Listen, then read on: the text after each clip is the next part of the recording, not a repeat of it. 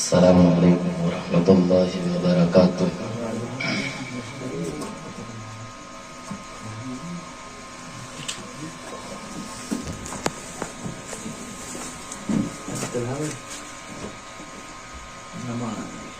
الحمد للہ نحمده ونستعینه ونستغفره ونؤمن به ونتوکل علیہ ونعوذ باللہ من شرور انفسنا ومن سیئات اعمالنا من يهده الله فلا مضل له ومن يضلله فلا هادي له ونشهد أن لا إله إلا الله وحده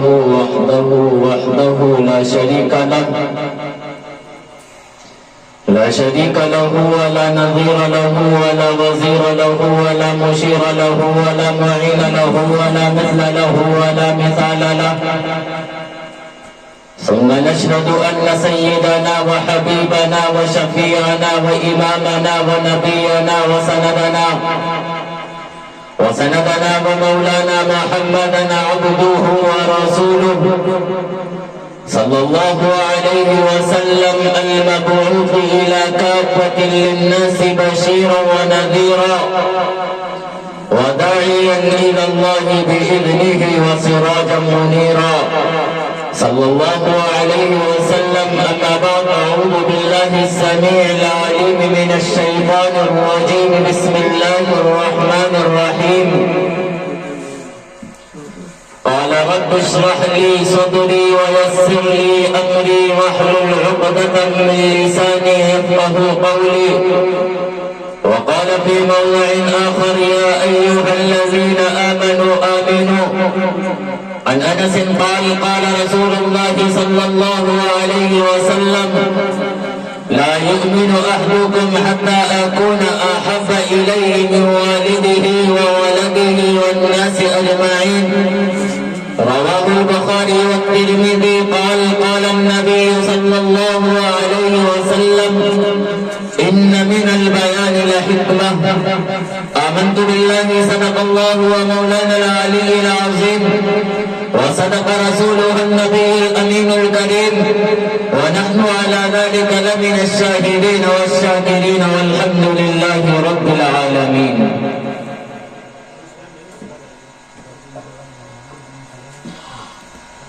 معزز مکرم حاضرین، منبر رسول پر رونق افروز حضرات و علماء کرام و شعراء عظام، آج کے جلسے کی خوبصورت نظامت فرما رہے حضرت مولوی حذیفہ ایوبی صاحب دامت برکاتہم العالیہ، اور میں اپنے اسٹیج کے اوپر نظر دوڑاتا ہوں تو ہمارے مابین حضرت مولوی ارشد صاحب دامت برکاتہم العالیہ تشریف رکھتے ہیں۔ میں حضرت والا کی موجودگی میں کچھ کہوں کچھ سناؤں مناسب نہیں معلوم ہوتا، لیکن بہرحال بڑوں کا حکم ہوا ہے، اسی بنا کے اوپر میں آپ حضرات کے سامنے لب گشائی کی جسارت کر رہا ہوں۔ آج کا جلسہ جو اصلاح معاشرہ کے نام سے منسوب ہے، میرے دوستو ماضی قریب کی بات ہے، حضرت شیخ الہند رحمت اللہ علیہ کے ایک شاگرد مجدد الفتانی شہنشاہ حضرت مولانا اشرف علی تھانوی نور اللہ مرقدہ ایک مرتبہ اپنی مجلس کے اندر بیٹھے ہوئے تھے۔ اس مجلس کے اندر ان کے محبین، ان کے متعلقین، ان کے عاشقین، ان کے شاگرد بھی بیٹھے ہوئے تھے۔ حضرت تھانوی رحمت اللہ علیہ نے فرمایا کہ آج قوم کی، آج لوگوں کی اصلاح کیوں نہیں ہوتی؟ بڑے لوگوں کا بڑا سوال ہوا کرتا ہے۔ حضرت تھانوی نے اچانک سے سوال کیا کہ کہ آج قوم کی یعنی لوگوں کی اصلاح کیوں نہیں ہوتی ہے؟ ان کے محبین نے، ان کے متعلقین نے، ان کے شاگردوں نے حضرات صحابہ کرام کی سنت کو ادا کرتے ہوئے جب ہمارے نبی آقا نامدار سرور کائنات فخر موجودات محمد عربی صلی اللہ علیہ وسلم اپنے صحابہ سے کوئی سوال کیا کرتے تھے تو صحابہ کرام جانتے تھے جب میرا نبی سوال کرتا تھا صحابہ کرام اس سوال کا جواب جانتے تھے، ان کو اس بات کا علم ہوتا تھا کہ اس کا جواب کیا ہے، لیکن وہ صحابہ کرام اللہ کے پیارے نبی سرکار دو عالم رحمت عالم صلی اللہ علیہ وسلم سے کہتے کہ اے اللہ کے پیارے نبی آپ زیادہ جاننے والے۔ وہی صحابہ کی سنت کو حضرت تھانوی رحمت اللہ علیہ کے محبین نے، ان کے شاگرد نے، ان کے متعلقین نے، ان کے عاشقین نے وہی سنت کو دہراتے ہوئے کہا کہ حضرت آپ مجھ سے زیادہ جانتے ہیں۔ حضرت تھانوی رحمت اللہ علیہ نے کہا کہ آج قوم کی، آج لوگوں کی اصلاح اس بنیاد پر نہیں ہوتی ہے کہ ہر انسان مصلح بن چکا ہے۔ شاید آپ حضرات کو یہ بات ہضم نہ ہوئی ہو، میں بہت تلخ بولنے والا انسان ہوں، میں جتنی دیر بولوں گا بہت تلخ بولوں گا، آپ کو برداشت کرنا پڑے گا، اس لیے کہ جب آج میں اپنی قوم کے اوپر نظر ڈالتا ہوں، اپنے نوجوانوں کے اوپر نظر دوڑاتا ہوں، اپنے بوڑھوں کے اوپر نظر دوڑاتا ہوں، اپنی ماؤں بہنوں کے اوپر نظر دوڑتا ہوں، تو میرا دل آہ بولتا ہے تو منہ سے واہ نکلتا ہے۔ اسی بنیاد پر میں تلخ بولوں گا، آپ کو برداشت کرنا پڑے گا۔ ہاں ہاں، حضرت تھانوی رحمت اللہ علیہ نے کہا کہ آج کا ہر قوم کا انسان، چاہے وہ بچہ ہو، چاہے وہ نوجوان ہو، چاہے وہ عورت ہو، چاہے وہ بیوی ہو، چاہے وہ کسی کا شوہر کیوں نہ ہو، چاہے وہ بیٹا ہو، چاہے وہ بیٹی ہو، ہر انسان مصلح بن چکا ہے۔ جب ہر انسان مصلح بن جاتا ہے تو قوم کی اصلاح نہیں ہو سکتی۔ باپ سوچتا ہے کہ میرا بیٹا راہ راست پر آ جائے، بیٹا سوچتا ہے کہ ہمارا باپ راہ راست پر آ جائے، بیٹی سوچتی ہے ہماری ماں راہ راست پر آ جائے، ماں سوچتی ہے ہماری بیٹی راہ راست پر آ جائے، حکومت والے سوچتے ہیں کہ ہمارے عوام راہ راست پر آ جائے، امیر سوچتا ہے کہ غریب راہ راست پر آ جائے، غریب سوچتا ہے کہ امیر راہ راست پر آ جائے، حکومت والے سوچتے ہیں کہ ہماری عوام راہ راست پر آ جائے، عوام سوچتی ہے کہ ہماری حکومت راہ راست پر آ جائے، علماء کرام سوچتے ہیں کہ ہماری قوم کا ہر انسان راہ راست پر آ جائے، اور قوم کے لوگ یہ سوچتے ہیں کہ علماء راہ راست پر آ جائے۔ ہر انسان یہ سوچتا ہے کہ میں اس کی تربیت کروں، بلکہ وہ اپنی تربیت نہیں کرتا، وہ اپنے بارے میں نہیں سوچتا کہ وہ آج کا انسان کون کون سے گناہ کے اندر ملوث ہو گیا۔ دنیا کا ایسا کوئی گناہ نہیں جو آج کی اس امت کے اندر نہ ہوگا۔ مشرکین مکہ کو اٹھا کر دیکھ لو، میں کہتا ہوں کہ مجھ سے زیادہ تو مشرکین مکہ صحیح تھے، وہ چھوٹا گناہ کیا کرتے تھے، ہم تو ان سے بھی بڑے گناہ کے اندر ملوث ہوتے۔ آپ کہیں گے بڑا عجیب و غریب انداز سے، بڑا عجیب و غریب بات کرنے والا ہے، یہ تو یہ کہہ رہا ہے کہ مشرکین مکہ ہم سے بہتر تھے۔ ہاں ہاں سنو، اور کھل کے میں آپ کے سامنے کہہ رہا ہوں، مشرکین مکہ اگر کوئی گناہ کرتے تھے تو وہ ایک منٹ کے لیے ان کا گناہ صحیح تھا۔ کیوں؟ اس لیے کہ وہ اللہ کو اپنا معبود نہیں مانتے تھے، محمد الرسول اللہ صلی اللہ علیہ وسلم کو اپنا نبی نہیں مانتے تھے۔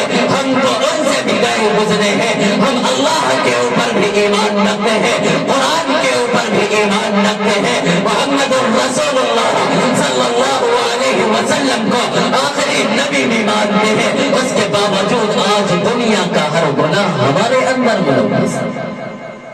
مشرکین مکہ کو دیکھو، جب ان کے گھر کے اندر لڑکی کی پیدائش ہوتی تو وہ زندہ درگور کر دیا کرتے تھے. آپ حضرات و علماء کرام کی زبانی سے سنا کرتے ہیں, بہت سارے واقعات ملتے ہیں. صحابہ کرام جو مشرکین مکہ ان بچیوں کو زندہ درگور کر دیتے تھے. ایک صحابی رسول ہے, اللہ رب العزت کے لاڈلے نبی سرکار دو عالم رحمت عالم صلی اللہ علیہ وسلم کی بارگاہ کے اندر حاضری دیتے ہیں. ان کے ہاتھ میں ایک چھوٹی سی بچی, اللہ کے پیارے نبی محمد عربی صلی اللہ علیہ وسلم کے پاس میں حاضر ہو کر کہتے ہیں کہ اے اللہ کے پیارے نبی, میرے ہاتھ میں جو بچی ہے ہماری بچی نہیں ہے بلکہ ہمارے پڑوسن کی بچی ہے. اللہ کے پیارے نبی سرکار دو عالم رحمت عالم صلی اللہ علیہ وسلم نے اس صحابی رسول سے کہا کہ آخر وجہ کیا ہے, کیا تم بتانا چاہتے ہو؟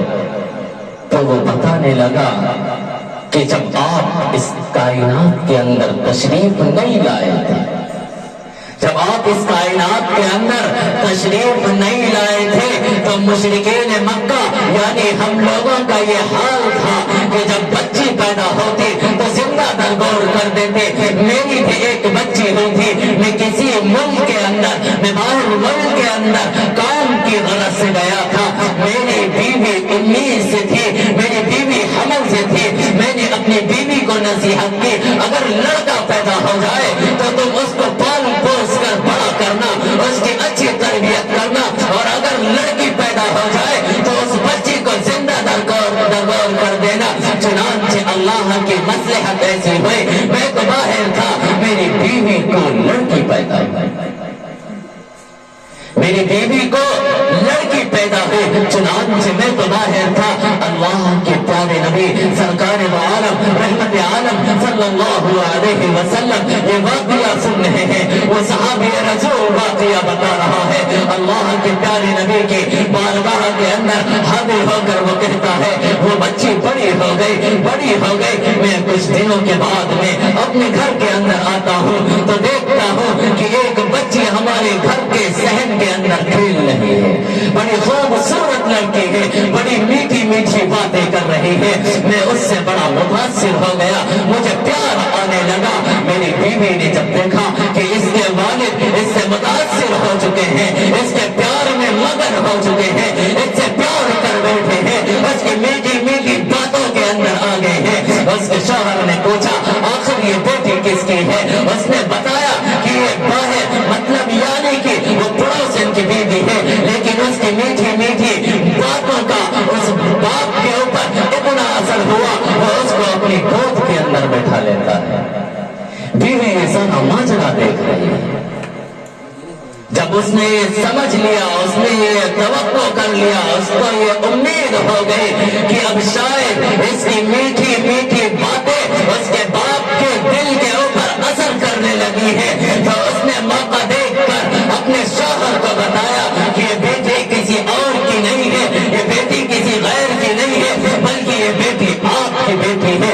اتنا سننا تھا, اللہ کی قسم اتنا سننا تھا کہ وہ جو باپ کا دل تھا, جو گلاب جیسا پھول جیسا مہک رہا تھا, وہی شعلہ بن جاتا ہے, وہی انگارہ بن جاتا ہے. اس نے وہی بات یہ فیصلہ کر لیا, اس نے وہی بات یہ فیصلہ کر لیا کہ اب اس بچے کو زندہ درگور کرنا. چنانچہ وہ اپنی بچی کو لیتا ہے, اپنی بیٹی کو لیتا ہے اور ایک میدان کے اندر لے جاتا ہے اور گڑھا کھودنا شروع کر دیتا ہے, اس کی قبر کو تیار کرنا شروع کر دیتا ہے. میرے دوست وہ بچی ایک طرف بیٹھی ہے, ظالم باپ اس بیٹی کے موت کا گڑھا کھود رہا ہے. وہ بچی اس کے اوپر دھوپ لگتی ہے, وہ بچی اپنے دوپٹے کو اتارتی ہے, باپ کے اوپر سایہ کر دیتی ہے. وہ بچی جب اپنے والد کے کپڑوں کے اوپر دیکھتی ہے کہ والد کے کپڑے کے اوپر مٹی لگ جاتی ہے, وہ بچی اپنے ننھے ہاتھوں سے ہٹاتی ہے, لیکن وہ ظالم باپ اس کے اوپر کوئی اثر نہیں کرتا ہے. چنانچہ میرے دوستو وہ گڑھا کھود کر اس بچی کو اس کے اندر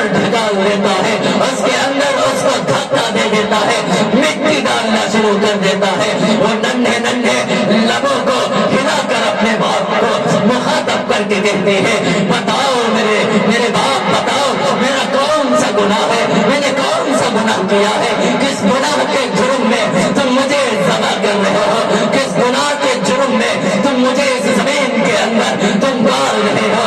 اگر تم یہ چاہتے ہو کہ میں آپ کے گھر کے اندر نہ آؤں، اللہ کی قسم میں آپ کے گھر کے اندر نہیں آؤں گا، میں آج سے نہیں کہوں گا مجھے دو وقت کی روٹی دے دو، لیکن وہ ظالم باپ کے دل کے اندر ذرا سے بھی ترس نہیں آتا ہے۔ اللہ کے پیارے نبی سرکار دو عالم رحمت عالم صلی اللہ علیہ وسلم یہ واقعہ سن رہے ہیں، میرے نبی کے آنکھوں سے آنسو جھڑ رہے ہیں۔ میرے دوستو وہ آنسو کس بنیاد پر گر رہے تھے؟ امت کا درد تھا، امت کا درد تھا۔ میرے نبی کے آنکھوں سے آنسو جاری ہے، وہ ظالم باپ کہتا ہے وہ وقت نہیں آیا، میں نے اس بچے کو زندہ درگور کر دیا۔ یہ چھوٹا گناہ ہے، میں کہتا ہوں کہ ہاں یہ چھوٹا گناہ ہے۔ وہ جو مشرکین مکہ تھے، جب وہ جاہل تھے، جب وہ اپنی بچی کو زندہ درگور کرتے تھے، اس کی ماں اس کو جنم دیتی تھی، وہ دنیا کے اندر آتی تھی، اس دھرتی کے اوپر وہ آنکھ کھولتی تھی۔ ہم تو اس سے بھی گئے گزرے ہیں، ہم تو پیٹ کے اندر بھی اپنے بچوں کو مار دیتے ہیں۔ اب فیصلہ آپ کے ہاتھ میں ہے کہ مشرکین مکہ کا گناہ چھوٹا تھا کہ ہمارا گناہ چھوٹا ہے۔ میرے دوستو ہمارا گناہ اس سے بھی بڑا ہے۔ کیوں؟ اس لیے کہ مشرکین مکہ اپنی بچی کو زمین کے اندر لے آتے تھے، اس دھرتی کے اوپر انہیں سانس لینے کی اجازت دے دیتے تھے، انہیں سانس لینے کی توفیق دے دیا کرتے تھے، لیکن ہم تو اپنے بچوں کو اس ماں کے پیٹ کے اندر ہی مار دیتے ہیں۔ بہت سارے واقعات ہیں، میں واقعات میں نہیں جاتا ہوں۔ میرے دوستو دنیا کا ایسا کون سا گناہ ہے، دنیا کا ایسا کون سا جرائم ہے جو آج ہمارے اندر نہیں پایا جاتا؟ میرے عزیز میرے دوست، دنیا کا ایسا کوئی گناہ نظر نہیں آتا جو آج کے مسلمانوں کے اندر نظر نہ آتا ہو۔ کون سے گناہ کو بتایا جائے، کون سے گناہ کو بتایا جائے؟ آج جب میں اپنے نوجوان کو دیکھتا ہوں، میں دیکھتا ہوں کہ وہی نوجوان جو کلمہ طیبہ لا الہ الا اللہ پڑھنے والا ہے، جو کہتا ہے لا الہ الا اللہ محمد رسول اللہ کہ مولا تیرے سوا کسی کی مولا تیرے سوا کوئی عبادت کے لائق نہیں، محمد عربی صلی اللہ علیہ وسلم اللہ کے آخری نبی ہے۔ قرآن کے اوپر اس کا ایمان ہوتا ہے، اللہ کو وہ اپنا خالق مانتا ہے، اپنا مالک مانتا ہے، محمد رسول اللہ کو اپنا آخری نبی مانتا ہے، لیکن دنیا کے سارے گناہ اس کے اندر ہے۔ ایک طرف لا الہ الا اللہ پڑھتا ہے تو وہ چوری بھی کرتا ہے، لا الہ الا اللہ پڑھتا ہے سٹہ بازی بھی کرتا ہے، لا الہ الا اللہ پڑھتا ہے جوا بھی کھیلتا ہے، لا الہ الا اللہ پڑھتا ہے وہ شراب بھی پیتا ہے، لا الہ الا اللہ پڑھتا ہے دنیا کے سارے جرائم کے بادشاہ کہلائے جائے۔ دنیا کے سارے جرائم آج کے ہمارے مسلمان کے اندر پائے جاتے ہیں۔ کیوں میرے دوستو؟ لا الہ الا اللہ محمد الرسول اللہ پڑھنے کے بعد میں جانتے ہو کتنی قربانیاں دینا پڑتی ہیں؟ نہیں جانتے؟ آؤ اس منبر رسول کے اوپر آؤ، میں تمہیں بتاؤں گا۔ اٹھاؤ سیدنا حضرت بلال حبشی رضی اللہ تعالیٰ عنہ کی زندگی، جب اللہ کے پیارے نبی سرکار دو عالم رحمت عالم صلی اللہ علیہ وسلم نے سیدنا بلال حبشی رضی اللہ تعالیٰ عنہ کے سامنے کلمہ پیش کیا ہے۔ سیدنا حضرت بلال حبشی رضی اللہ تعالیٰ عنہ نے کلمے کو سویکار کر کلمے کو ایکسپٹ کر لیا ہے۔ ابھی وہ غلام ہے، امیہ بن خلف ان کا مالک ہے، وہ اس غلام ہے سیدنا بلال حبشی رضی اللہ تعالیٰ عنہ امیہ بن خلف کے غلام ہے۔ امیہ بن خلف کو یہ خبر لگ جاتی ہے، اس کے جاسوسوں نے بتا دیا کہ جو تمہارا غلام تھا وہ محمد کا غلام بن چکا ہے۔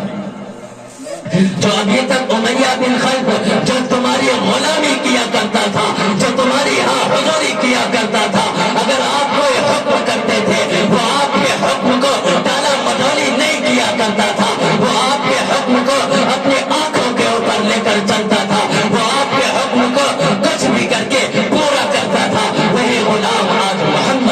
غلام، وہی غلام آج محمد رسول اللہ صلی اللہ علیہ وسلم کا غلام بن چکا ہے۔ اتنا سننا تھا، امیہ بن خلف کے آگ لگ جاتی ہے، امیہ بن خلف کے آگ لگ جاتی ہے۔ وہ حکم دیتا ہے کہ لاؤ میرے سامنے بلال کو حاضر کر۔ چنانچہ سیدنا بلال حبشی رضی اللہ تعالیٰ عنہ کو بلایا جاتا ہے۔ سیدنا بلال حبشی رضی اللہ تعالیٰ عنہ کو مخاطب کر کے امیہ بن خلف کہتا ہے معلوم یہ چلا ہے کہ تم نے محمد الرسول اللہ صلی اللہ علیہ وسلم کے کلمے کو اختیار کر لیا ہے، تم نے محمد الرسول اللہ صلی اللہ علیہ وسلم کے کلمے کو سویکار کر لیا ہے، معلوم یہ چلا ہے تم نے لا الہ الا اللہ محمد الرسول اللہ صلی اللہ علیہ وسلم کے کلمے کو ایکسپٹ کر لیا ہے۔ سیدنا بلال حبشی رضی اللہ تعالیٰ عنہ کہتے ہیں ہاں ہاں امیہ سن، میں نے لا الہ الا اللہ پڑھا ہے، محمد الرسول اللہ پڑھا ہے، میں نے اللہ کو اپنا خدا مان لیا ہے، محمد الرسول اللہ کو اپنا نبی مان لیا ہے۔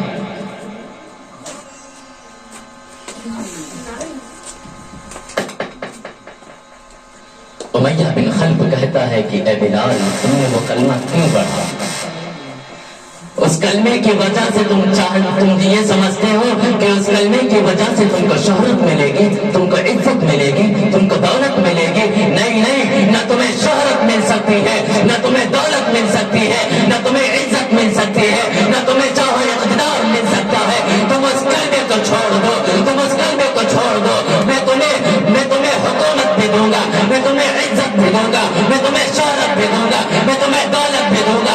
اگر تم یہ چاہتے ہو کہ تمہیں وقت کا بادشاہ بنا دیا جائے تو میں تمہاری بادشاہی کو قبول کرتا ہوں، میں تمہیں اپنے آپ کو سپرد کرتا ہوں، میں آج سے تمہارا غلام بنتا ہوں، تم میرے آقا بنتے ہو، جو حکم کرو گے میں پورا کروں گا، بس تم لا الہ الا اللہ سے پھر جاؤ، بس تم لا الہ الا اللہ سے پھر جاؤ۔ سیدنا بلال حبشی رضی اللہ تعالیٰ عنہ کہتے ہیں کہ امیہ نہ مجھے دولت کی ضرورت ہے، نہ مجھے شہرت کی ضرورت ہے، نہ مجھے عزت کی ضرورت ہے، نہ مجھے چاہو اقتدار کی ضرورت ہے، نہ مجھے بادشاہ بننا ہے، بلکہ میں تو لا الہ الا اللہ قبول کر چکا ہوں، لا الہ الا اللہ کو سویکار کر چکا ہوں۔ اب اگر ہماری جان بھی چلی جائے میں جان دینے کے لیے تیار ہوں، لیکن لا الہ الا اللہ محمد الرسول اللہ صلی اللہ علیہ وسلم سے پھر نہیں سکتا ہوں۔ وہی امیہ بن خلف کہتا ہے کہ جاؤ لے جاؤ بلال کو، ہماری نظروں سے ہٹا دو، جاؤ ان کے اوپر اتنے ظلم کرو جا کے کہ اس کو سمجھ میں آ جائے کہ لا الہ الا اللہ سے اگر نہیں پھرا تو انجام کیا ہوگا۔ وہ ظالم غلام سیدنا بلال حبشی رضی اللہ تعالیٰ عنہ کو ایک میدان کے اندر لے جاتے ہیں، گرم ریت کے اوپر لٹاتے ہیں۔ سیدنا بلال حبشی رضی اللہ تعالیٰ عنہ کا جسم پورا کا پورا لہو لہان ہو جاتا ہے۔ صرف اتنا ہی نہیں، ان کے اوپر کوڑے برسائے جاتے ہیں، اتنا مارنے والا اتنا مارتا ہے کہ جب کوڑا دائیں طرف پڑتا ہے تو دائیں طرف کا گوشت اچھل کے زمین کے اوپر گرتا ہے، جب بائیں طرف پڑتا ہے کوڑا تو وہی کوڑا ابھی جسم پہ لگا تھا اٹھ نہیں پایا تھا کہ بائیں طرف کا گوشت ادھر کے زمین کے اوپر گرتا ہے۔ یہ سارا ماجرا چل رہا ہے، ادھر سے امیہ بن خلف آ جاتا ہے اور کہتا ہے کہ بلال ابھی بھی تمہارے پاس وقت ہے، بلال ابھی بھی تمہارے پاس وقت ہے، ابھی بھی تمہارے پاس وقت ہے، تم اس کلمے کو چھوڑ دو، یہ سارے کے سارے ظلم تم سے ہٹا لیے جائیں۔ سیدنا بلال حبشی رضی اللہ تعالی عنہ جواب دیتے ہیں، کہتے ہیں کہ اے امیہ تو کتنے ظلم کرے گا، تو کتنے ظلم کرے گا، کتنا مجھے مارے گا، کتنا تو مجھے ستائے گا، کتنا تو میرے گوشت کو ادھر ادھر پھینکے گا، کتنا تو مجھے گرم ریت کے اوپر لٹائے گا، کتنا تو مجھے انگاروں کے اوپر لٹائے گا۔ میں ساری چیزیں برداشت کر سکتا ہوں لیکن کلمے سے نہیں پھر سکتا ہوں، تو مجھے مارتے مار ڈالے گا، میری جان نکل جائے گی، میں جنت میں پہنچ جاؤں گا۔ میرا ایمان ہے، میرا عقیدہ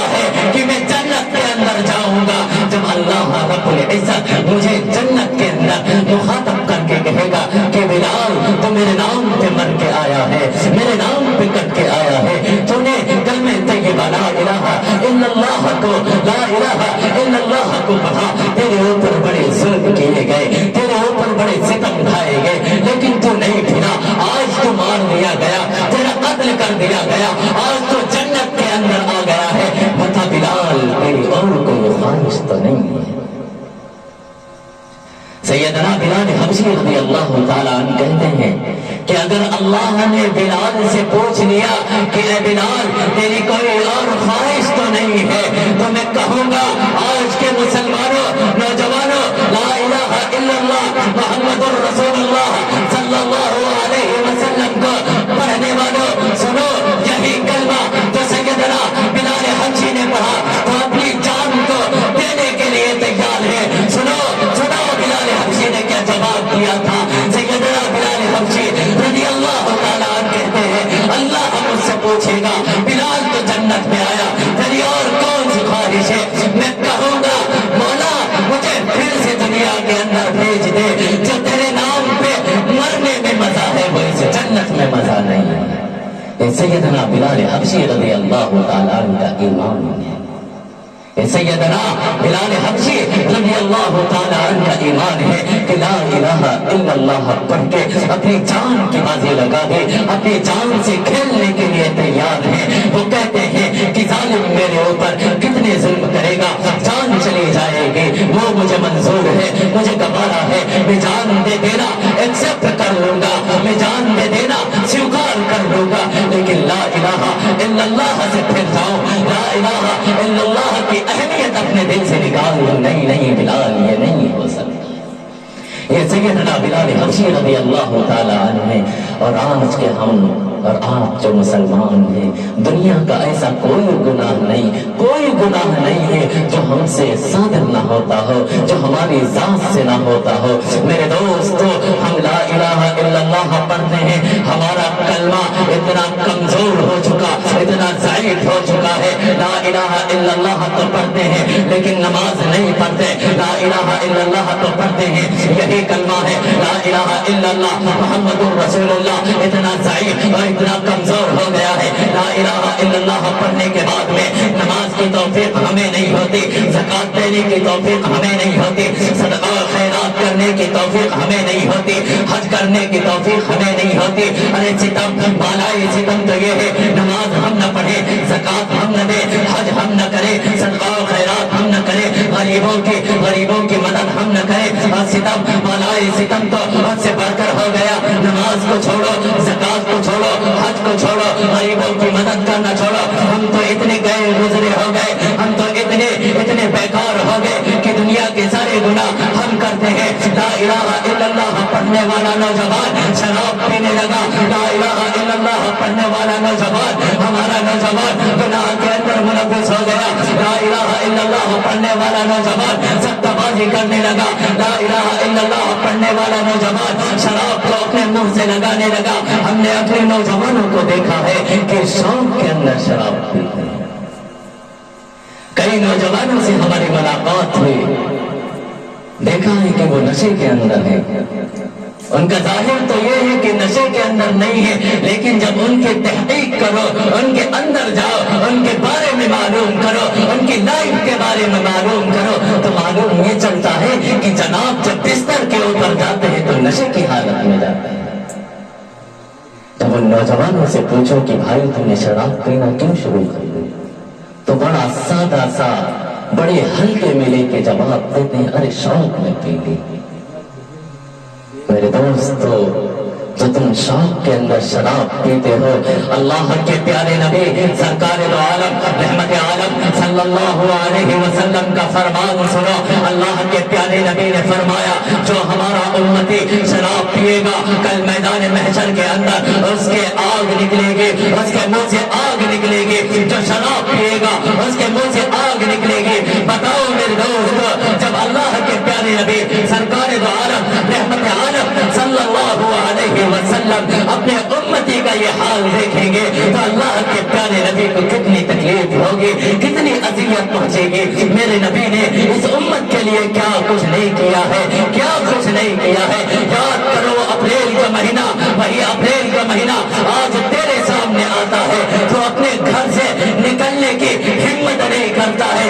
क्यों? इतनी चलचलाती हुई धूप होती है तो उस धूप के अंदर अपने आप को न निकालने का फैसला कर लेता है, तो कहता है कि धूप बहुत तेज है, मैं बाहर नहीं निकलूंगा। मोहम्मद अरबी सल्लल्लाहु अलैहि वसल्लम, अप्रैल का महीना है, चलचलाती हुई धूप है, नंगे पैर मेरे नबी काबा के सामने 6.5 घंटे मुसलसल दुआ करते हैं। क्यों? किस लिए करते हैं? अल्लाह के प्यारे नबी ने वहाँ ये नहीं कहा था कि अबू बकर को बड़ा मकाम दे देना, उस्मान को बड़ा मकाम दे देना, उमर को बड़ा मकाम दे देना। ये नहीं कहा था कि हसन हुसैन की हिफाजत करना, ये नहीं कहा था कि फातिमा की हिफाजत करना, बल्कि फैसला क्या किया था, बल्कि मेरे नबी की दुआ क्या थी कि अल्लाह मेरी उम्मत की हिफाजत करना, मेरी उम्मत की हिफाजत करना। यही नबी है मेरे दोस्तों, उसी नबी के मानने वाले हम मुहम्मदुर रसूलुल्लाह सल्लल्लाहु अलैहि वसल्लम का कलमा पढ़ने के बाद में दुनिया के सारे गुनाह के अंदर मुलव्विस हैं। मेरे दोस्तों, मैंने आप हजरात के सामने हजरत मौलाना अशरफ अली थानवी रहमतुल्लाह अलैह का एक जुमला कहा था। वो ये कि हजरत थानवी रहमतुल्लाह अलैह ने कहा था कि आज का हर इंसान मुस्लिम बन चुका है, आज का हर इंसान मुस्लिम बन चुका है। बीवी को फिक्र है कि हमारा शौहर संवर जाए, बाप को फिक्र है कि हमारा बेटा संवर जाए, बेटे को फिक्र है कि हमारा बाप संवर जाए। नहीं नहीं, तुम लोगों की फिक्र न करो, बल्कि कुरान उठाओ। कुरान के अंदर अल्लाह पारे 7 के अंदर कहता है कि लोगों तुम अपनी फिक्र करो, लोग क्या करते हैं तुम अपनी फिक्र करो, लोग क्या करते हैं इससे तुम्हें कोई सरोकार नहीं है, तुम अपनी फिक्र करो। मेरे दोस्तों, मैं छोटा सा वाकया आपके सामने रख के मैं रुखसत चाहता हूँ। हजरत अमीरुल मोमिनीन खलीफाए दौम सैयदना हजरत उमर रज़ी अल्लाह तआला अन्हु अमीरुल मोमिनीन है, वक्त के प्राइम मिनिस्टर है, वक्त के प्रधानमंत्री है, वक्त के अमीरुल मोमिनीन है, खलीफाए दौम है, अमीरुल मोमिनीन है। हजरत हुज़ैफा रज़ी अल्लाह तआला अन्हु के हजरत हुज़ैफा रज़ी अल्लाह तआला अन्हु के पास अल्लाह के प्यारे नबी ने एक लिस्ट दी थी, एक फहरिस्त दी थी।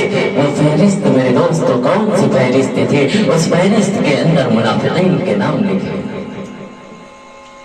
सैयदना हजरत उमर फारूक रज़ी अल्लाह तआला अन्हु हजरत हुज़ैफा रज़ी अल्लाह तआला अन्हु के पास आते हैं और कहते हैं कि ए हुज़ैफा, ये मत सोचना कि अमीरुल मोमिनीन तुम्हारे सामने खड़ा है, ये मत सोचना कि वक्त का खलीफा तुम्हारे सामने खड़ा है, ये मत सोचना कि तुम्हारे सामने प्रधानमंत्री खड़ा है, ये मत सोचना कि वक्त का प्राइम मिनिस्टर खड़ा है, बल्कि ये सोचना कि तुम्हारे सामने एक अदना सा सहाबी यानी हजरत उमर खड़ा है। ओ हुज़ैफा, मैं ये तुमसे नहीं कहता, जो अल्लाह के प्यारे नबी सरकार दो आलम रहमत आलम सल्लल्लाहु अलैहि वसल्लम ने तुम्हारे सुपुर्द जो लिस्ट की थी वो लिस्ट हमें दे दो। मैं नहीं कहता, बल्कि इतनी सी इल्तिजा करता हूँ कि उस फहरिस्त के ऊपर जरा नजर दौड़ा कर देखो, कहीं ऐसा तो नहीं कि उस फहरिस्त के अंदर उमर का भी नाम, कहीं ऐसा तो नहीं कि उस फहरिस्त के अंदर उमर का भी नाम है।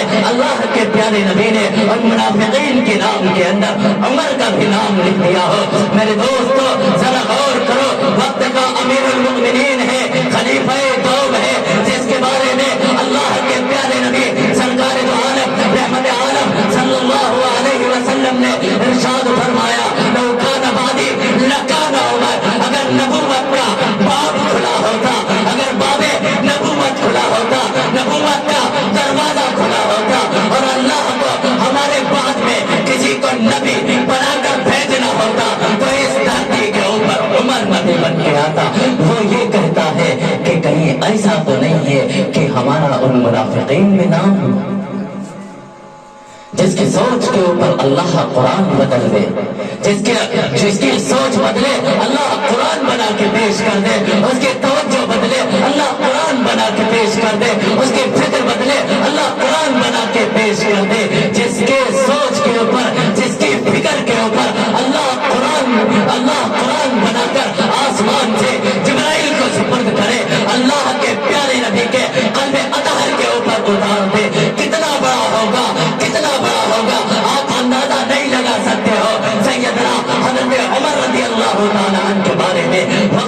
امیر المومنین ہیں، خلیفہ قوم ہے، لیکن حذیفہ سے کیا التجا کرتے ہیں کہ کہیں ایسا تو نہیں کہ ان منافقین کے اندر ہمارا بھی نام ہو؟